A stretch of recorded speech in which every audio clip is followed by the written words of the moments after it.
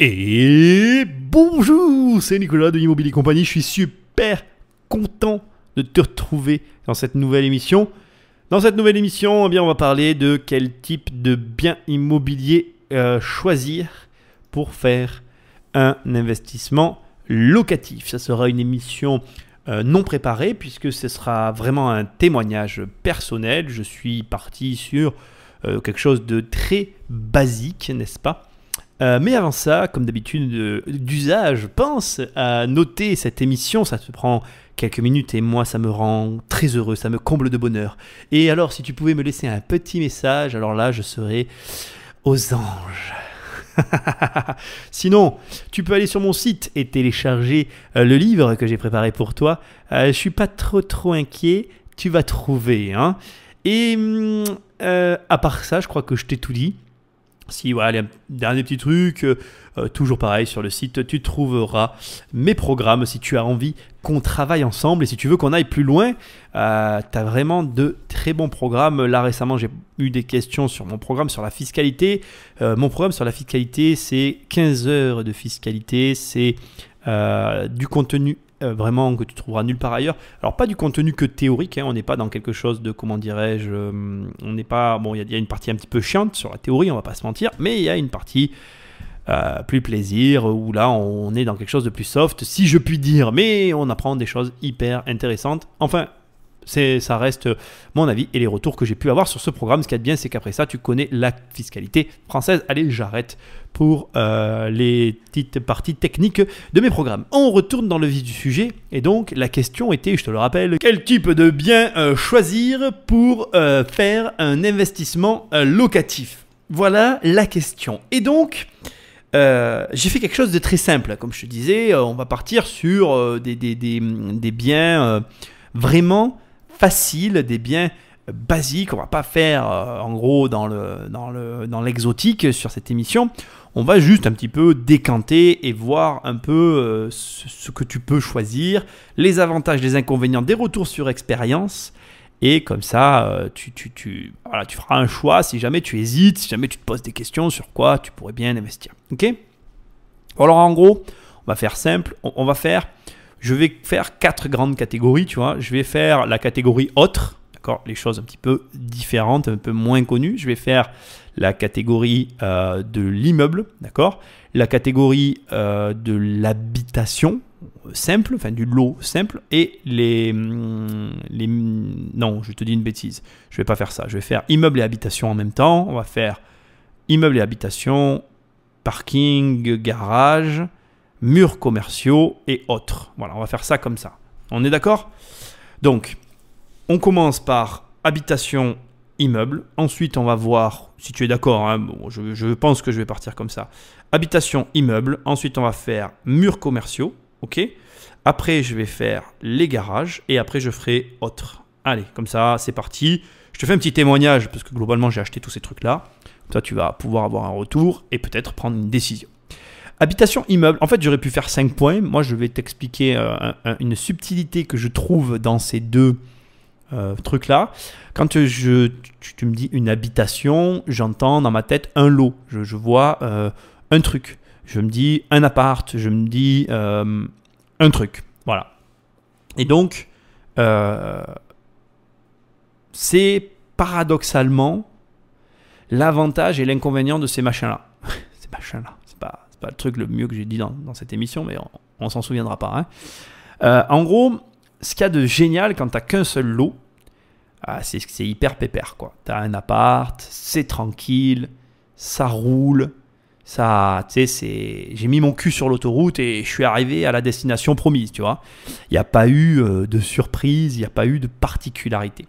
Ça, j'ai envie de te dire, c'est vraiment le côté très positif de l'habitation simple et c'est à la fois son côté négatif. Au moindre problème, eh bien évidemment, c'est le bordel. C'est-à-dire que un encours face à une rentrée financière, un problème égale un gros problème. Et ça, pour moi, c'est vraiment, représentatif de tout ce qui va et ce qui ne va pas quand on achète une seule habitation. il faut que tu saches une chose avec un chiffre documenté. Depuis 1999 à aujourd'hui, il y a 75% d'augmentation des impayés dans les logements.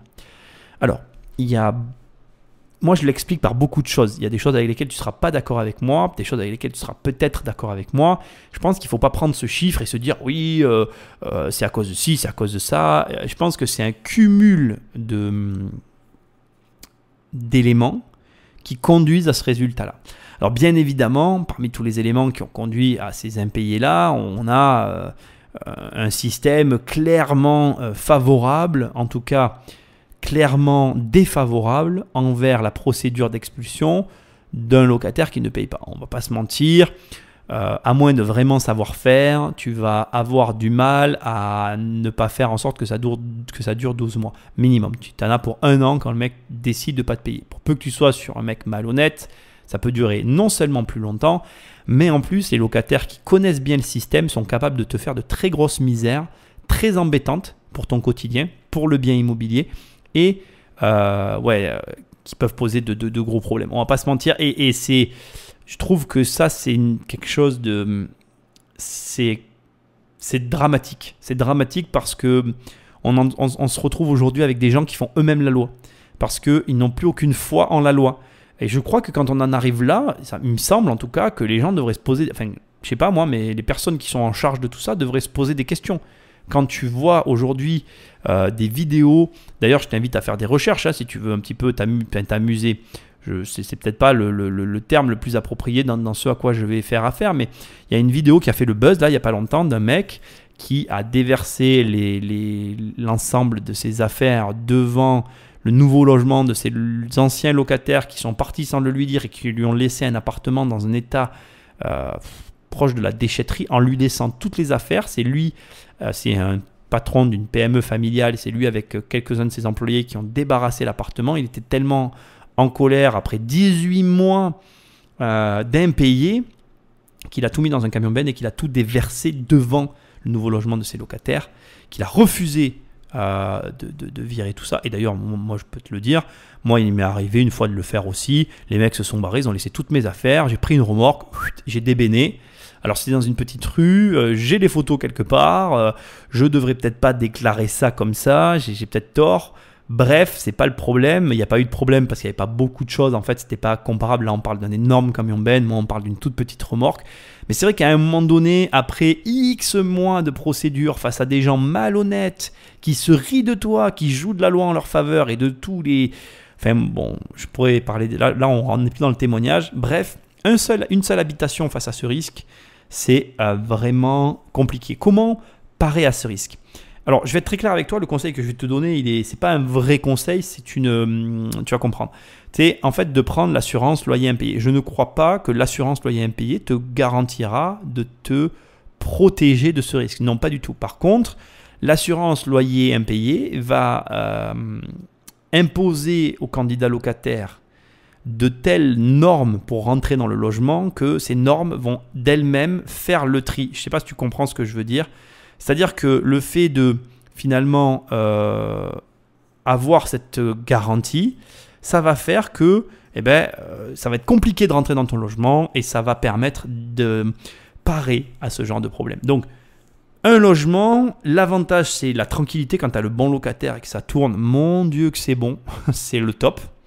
Mais paradoxalement, il y a un truc qui me dérange là-dedans, c'est que tu n'es pas à l'abri du problème. Et donc le problème sur un logement, c'est que c'est pour moi beaucoup trop de risques pour finalement pas assez de gains. Ce qui nous amène à l'immeuble. Donc tu vois, c'est pour ça que je les ai mis ensemble, ça me semblait logique. L'immeuble, c'est un peu l'inverse. C'est le principe d'avoir finalement un ensemble. Donc cet ensemble, c'est un petit peu des probabilités. C'est-à-dire que la probabilité pour que sur l'ensemble, tu aies X problèmes en même temps, c'est une probabilité qui est très faible, donc ça diminue ce risque et ça optimise la valorisation. Moi, j'ai une très grosse affection pour les immeubles de par l'ensemble des avantages qu'ils présentent. Donc l'avantage numéro 1, c'est l'inverse un petit peu, ça se place un petit peu à l'opposé du logement simple, c'est-à-dire que ça permet du coup d'absorber le risque. L'autre avantage, c'est bien évidemment tout simplement le volume. À l'inverse aussi, au lieu de te déplacer pour un seul loyer, tu vas te déplacer sur plusieurs loyers. Et puis, il y a la mutualisation, c'est-à-dire que quand tu achètes un immeuble, tu vas acheter un ensemble de lots, tu vas produire un effort pour acheter cet ensemble, mais cet effort est strictement le même que si tu dois acheter un appartement. Alors pourquoi acheter un appart si dans le même effort, tu peux obtenir plus? Essaye d'obtenir le maximum des capacités que tu peux avoir. Enfin, tu vois, obtiens le plus que tu peux avoir. Ça me semble logique.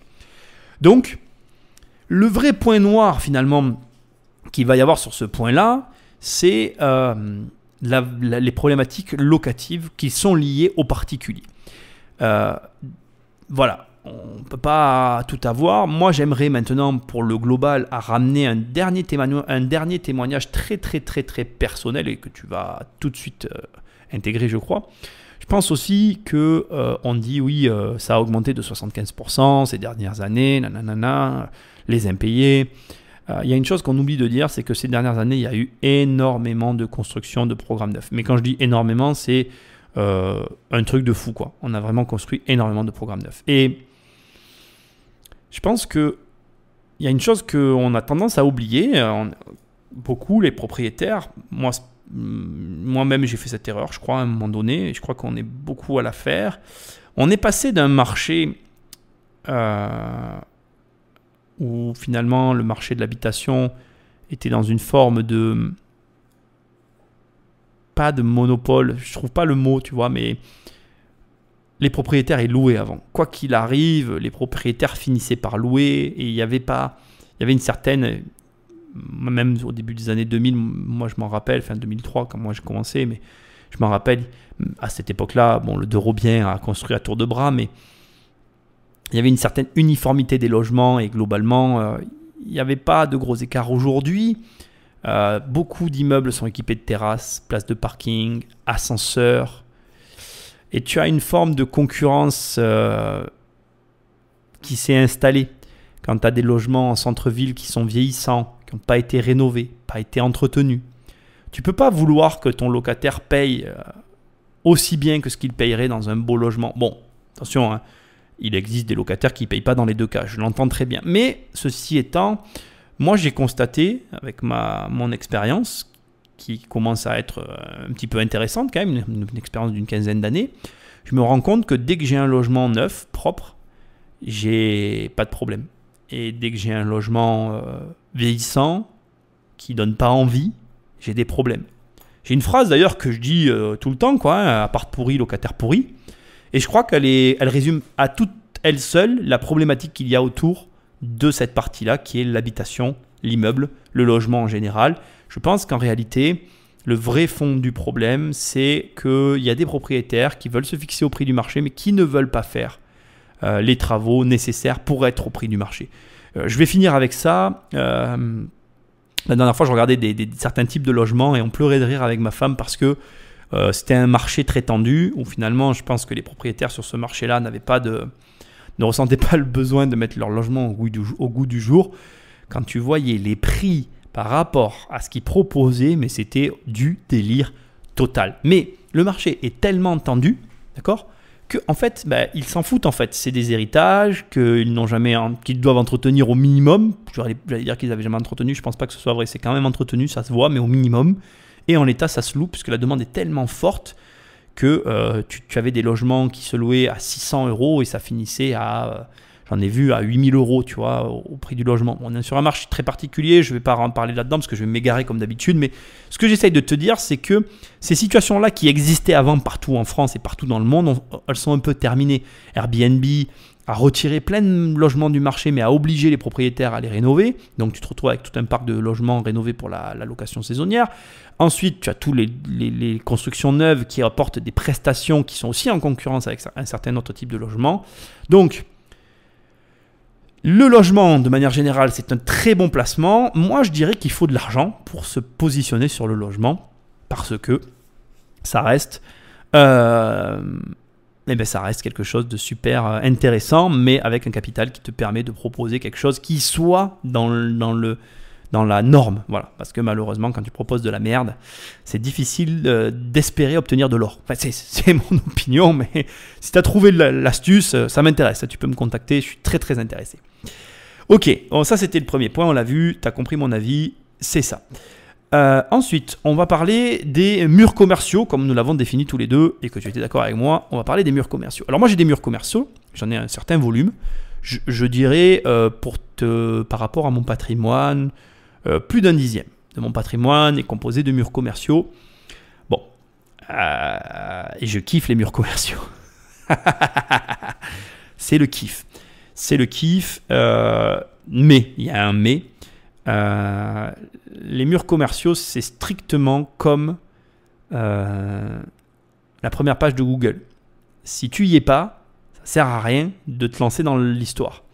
En gros, le problème de ces machins-là, c'est que ceux qui sont bien placés sont pas à vendre. Et quand c'est bien passé, ça vaut cher. Donc, payer le prix quand ça le vaut, ça m'a jamais gêné. Mais faut-il encore que ça le vaille réellement? Et ça demande une vraie connaissance du marché. Donc, deux problèmes que j'identifie réellement autour des murs commerciaux que tu vas devoir résoudre si tu veux vraiment te lancer là-dedans. Bon, clairement, je te le conseille. Après, c'est un choix personnel. Je vais pas c'est à toi de décider. Mais, en tout cas, ce que moi j'ai à te dire, c'est que il va falloir vraiment que tu connaisses. C'est pas Tati Michel m'a dit que là-bas c'était bien, j'achète sans regarder. C'est pas non plus comme le logement dont je te parlais tout à l'heure que tu peux acheter sur plan sans aller voir. Non, faut vraiment que tu sois sûr de l'emplacement, mais certain quoi, tu vois. En gros, si je te dis, je te coupe la main, si tu t'es trompé, tu me dis ok, je suis sûr de moi, tu peux me couper la main, je me suis pas trompé. Faut pas se planter parce que les murs commerciaux. Bon voilà, si tu te plantes, ça marche pas, et si ça marche pas, c'est clairement pas intéressant. L'intérêt, il est que tu aies un emplacement qui corresponde à tout ça. Ensuite, il faut connaître. C'est vrai qu'il faut connaître le fonctionnement des murs commerciaux. Ils sont assujettis à des règles très différentes du logement. Ça ne s'évalue pas, ça ne s'apprécie pas de la même manière. C'est vraiment un marché intéressant, à part, et qui recèle de petites astuces super sympas. Moi, on va commencer par le début. Choisis bien ta ville. Sois très vigilant sur la ville que tu achètes, c'est primordial. Je vais te donner deux exemples très simples. Je n'achèterai jamais de murs commerciaux à Nîmes. Alors, faut pas dire jamais, je sais. Nicolas, il faut jamais dire jamais. Oui, je sais. Mais je connais très très bien cette ville. Et crois-moi, je n'achèterai jamais de murs commerciaux à Nîmes. Je vais te donner un chiffre pour la ville de Nîmes, tu vois, et ça va te donner un exemple des bases que tu dois connaître pour déjà te lancer dans l'investissement. À Nîmes, il y a plus de 130 boutiques qui ont fermé ces quelques dernières années. Nîmes, c'est une ville où tu as 4 grandes zones commerciales. Tu as 4 grandes zones commerciales, mais genre 4 immenses zones commerciales en activité qui se font concurrence, qui drainent énormément de monde et où les places de parking sont gratuite et où donc fatalement les murs commerciaux intéressants à acquérir se trouvent dans ces zones et où donc les murs en question ont toujours de la même manière se monnaient à prix d'or et où c'est donc très compliqué de rentrer là-dedans, dans ce système-là. Finalité, les murs commerciaux abordables sont les murs du centre-ville qui, à prime abord, pour quelqu'un qui ne connaît pas la ville, peuvent sembler hyper intéressants, hyper jolis, hyper attirants, mais qui en fait ne le sont pas du tout, parce que quand tu connais réellement les chiffres, les difficultés que rencontrent les artisans, les commerçants d'ici, en fait, parce que moi là d'où je te parle, je suis juste à côté de Nîmes, hein, dans un petit village à quelques kilomètres, si tu veux tout savoir, bon bref, on s'en fout.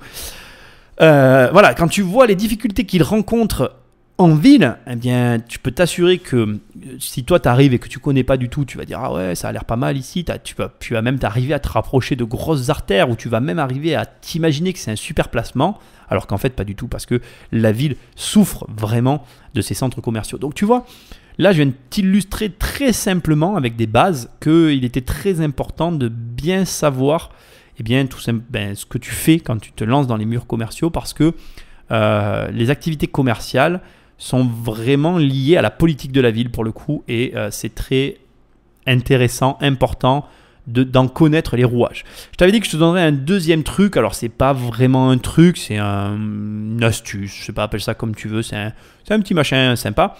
Regarde, pour un peu te forger une idée sur une ville, regarde les boutiques qu'il y a dans la ville. C'est tout bête, mais c'est pour moi évocateur de beaucoup de choses. Je te donne un exemple, toujours pareil, on va prendre toujours le cas de Nîmes, c'est un très bon exemple. À Nîmes, il n'y a pas de concession Porsche par exemple, alors qu'à l'inverse, alors Nîmes fait partie du triangle d'or, on appelle ça comme ça ici, tu as Nîmes, Avignon et Arles, et quand tu regardes Avignon par exemple, il y a un garage Porsche. C'est un détail, mais ça dénote de pas mal de choses, ça dénote de l'intérêt que vont porter certaines marques à une ville. Donc tu as une série de magasins comme ça qui s'implantent dans certaines villes et pas dans d'autres pour des raisons qui sont purement économiques. Je te conseille donc, avant même de commencer ou en tout cas de te lancer dans l'investissement de murs commerciaux pour une ville, de regarder ce genre de détails. C'est des petits trucs mais ça fait vraiment la différence. Ok ? Alors maintenant, on va passer à, comme je te l'avais donc validé avec toi au plan qu'on avait établi ensemble, aux garages, les parkings, les garages, garer sa voiture, etc. Alors, moi, j'ai pas grand-chose à dire sur les garages parce que je suis pas neutre sur cette question. J'apprécie vraiment les garages. J'en ai eu, j'en ai et j'en aurai. Tu vois, le truc... C'est pour moi quelque chose qui doit faire partie de ton patrimoine. C'est logique en fait qu'il y en ait. Première chose que j'ai à dire, beaucoup trop de gens exploitent très mal leur garage. Donc bon, ça serait un sujet à développer entièrement qui serait beaucoup trop long et que je ne vais pas attaquer ici. Mais en gros, pour faire aussi très simple et basique, les garages, il y a plusieurs manières de les exploiter. La plupart des gens ne les exploitent pas de la bonne façon. C'est mon avis personnel. C'est discutable, je ne détiens pas la vérité absolue, mais je trouve que ceux qui s'en plaignent, en tout cas, quand je regarde comment ils ont fait le montage n'est pas en corrélation avec ce qu'il devrait être.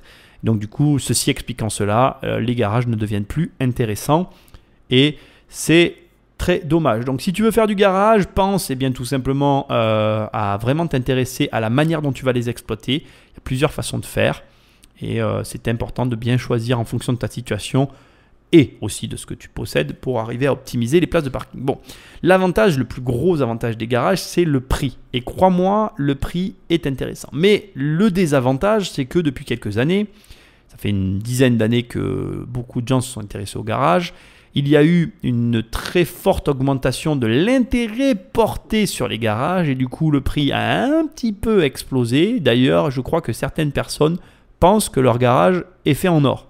Parce que vu le prix qu'ils en demandent, je ne vois pas d'autre explication. Mais bon, ça, il faudrait le préciser dans l'annonce. Tu vois, s'il y a un lingot d'or caché dans le garage, il faudrait que tu dises, bon, voilà, vend garage à 20% plus cher que le prix du marché, voire 40% plus cher, parce que ça arrive des fois très souvent. Mais il y a un lingot d'or caché quelque part. Si tu le trouves, t'inquiète pas, tu auras amorti le garage. Bon, c'est pas vrai du tout ce que je te raconte, mais tu l'as compris.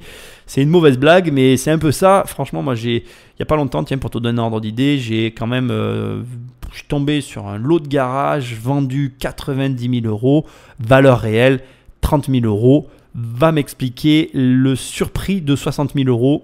J'ai toujours pas trouvé la raison, à part cette histoire de lingot, mais on m'a rien dit. Donc, si tu sais un truc que je sais pas, ça m'intéresse. Et on n'était pas dans une ville comme Paris. Hein. On était dans une ville de Provence, hein, une petite ville qui, voilà, le propriétaire a décidé que ça valait 90 000 €. Bon, bref, passons. C'est comme ça. Donc, le garage, je trouve ça génial. La difficulté, c'est de trouver le bon plan. Alors, je te rassure, ça existe. Il y en a. Il faut chercher, il faut bosser, il faut travailler. Mais bon, voilà, ça reste quelque chose de difficile. Ok ? Maintenant, dernier point concernant les garages que je veux quand même aborder avant de conclure sur ce point-là.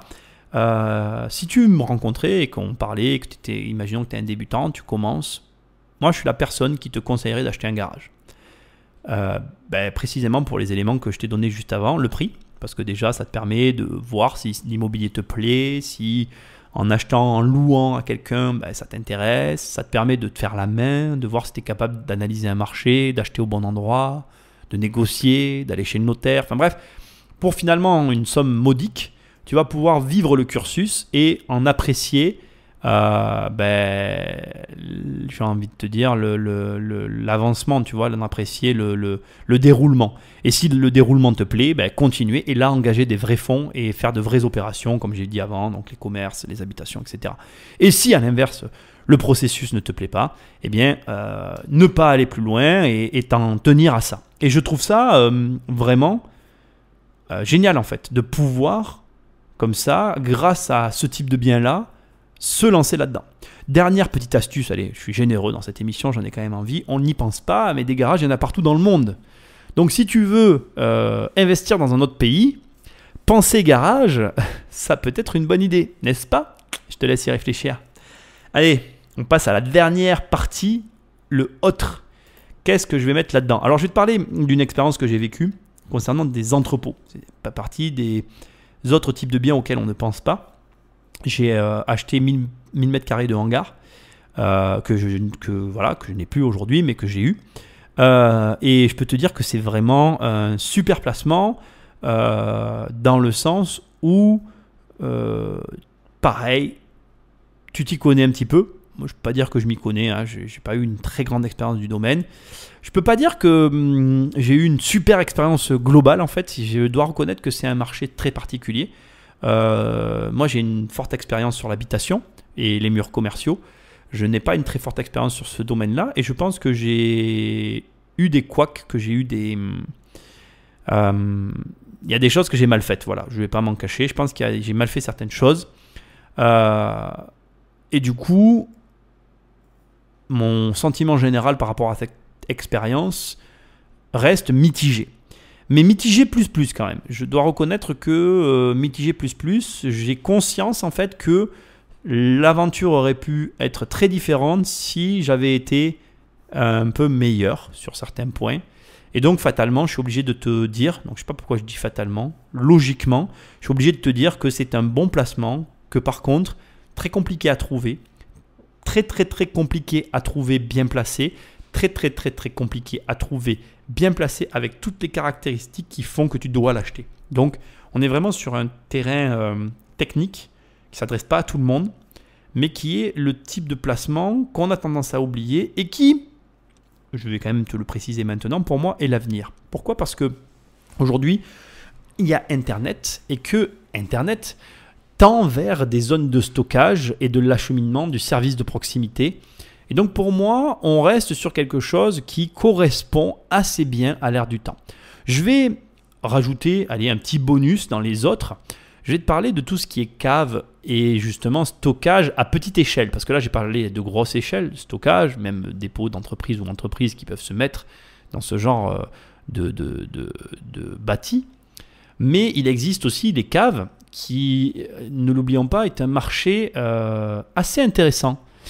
Tu vois, par exemple, là, dans mes bureaux, je n'ai pas de lieu de stockage. En fait, on a quelques placards, on va aménager quelques endroits pour stocker, on a du rangement, mais on n'a pas de cave, enfin, on n'a pas de zone de stockage. Et par exemple, toute entreprise, moi, j'ai une obligation de 10 ans sur pas mal de papier, de rétention, pardon. Si j'oublie un mot, tu ne peux pas comprendre ce que je dis, hein.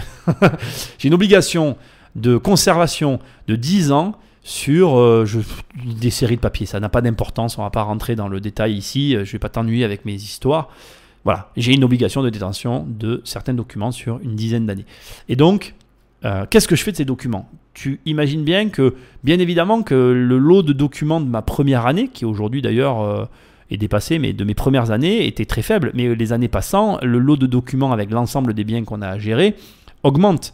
Et donc cette surface, elle devient de plus en plus grosse. Mais où est-ce que je mets tous ces documents? Alors, certes, je les numérise pour une grande partie, mais il y en a d'autres, il y en a quand même toute une partie que je ne numérise pas et que je dois quand même conserver.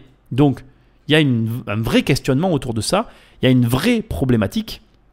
Et voilà. Et après, au demeurant, j'ai d'autres choses à stocker, qu'il faut stocker d'une manière ou d'une autre et qu'il est bon quand même d'avoir quelque part. Et pas forcément sur son lieu de travail pour tout simplement encombrer et prendre de l'espace pour rien. Donc, je crois assez, en tout cas personnellement, au stockage de petite envergure. Et ne serait-ce que pour finir aussi sur ce point-là, regarde tout simplement nos manières de vivre à tout un chacun. On a des façons de vivre aujourd'hui où finalement, je pense que nos surfaces se réduisent. On garde quand même des choses à côté qu'on garde pour diverses raisons. Je pense par exemple dans mon cas à une cave que j'ai dans un de mes bâtiments qui est pleine de bordel. D'ailleurs, il va falloir qu'un jour je me décide à ranger ce bordel. Et qui sont stockés là depuis des années et des années. Et je sais qu'il faut que j'aille vider cette cave, probablement pour en jeter 80%. Et comme comme je le dis dans la phrase, je ne jetterai pas tout. Il va y avoir 20% de choses que je vais me débrouiller de garder parce que bon, tout être humain est comme ça. Où est-ce que je vais mettre ces 20%? Telle est la question.